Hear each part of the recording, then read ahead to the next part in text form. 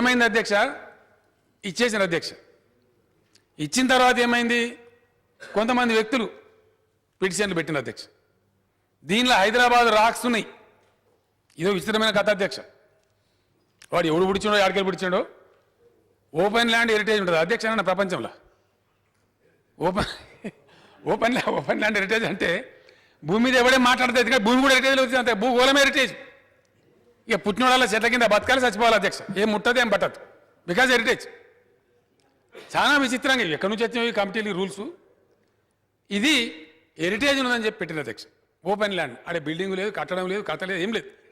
సరే అది ఎవరో పుణ్యాత్ములు, దాని వేరే ఫిలాసఫీ, సబ్జెక్ట్ వేరే అధ్యక్ష. స్వతంత్రం వచ్చినప్పటి నుంచి కూడా బలహీన వర్గాలు ఇవాళ మా లెక్కెంతో చెప్పండి అంటారు.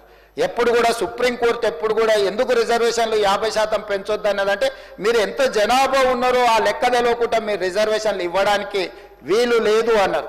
ఈరోజు భారతదేశంలోనే మొట్టమొదటిసారి ఒక స్పష్టంగా పారదర్శకంగా తెలంగాణ రాష్ట్ర ప్రభుత్వం మొదటి రాష్ట్రంగా కులగణన, సామాజిక, ఆర్థిక, అదేవిధంగా ఉపాధి, విద్య, రాజకీయ కుల సర్వేను పారదర్శకంగా ప్రజలందరినీ భాగస్వాములను చేసి ప్రభుత్వం ఒక పకడ్బందీ సర్వే చేసింది, లెక్కలు తెచ్చింది. కాబట్టి ఈ లెక్కలు 100% కరెక్ట్ అధ్యక్ష.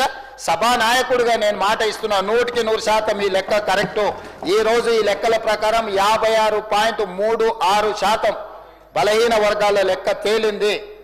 ఆ 56.36% ఉన్న బలహీన వర్గాలకు 42% విద్యా ఉద్యోగాలలో అదేవిధంగా రాజకీయాలలో రిజర్వేషన్లు ఇవ్వాలి అని చెప్పి ఈరోజు తీర్మానం చేస్తున్నాం.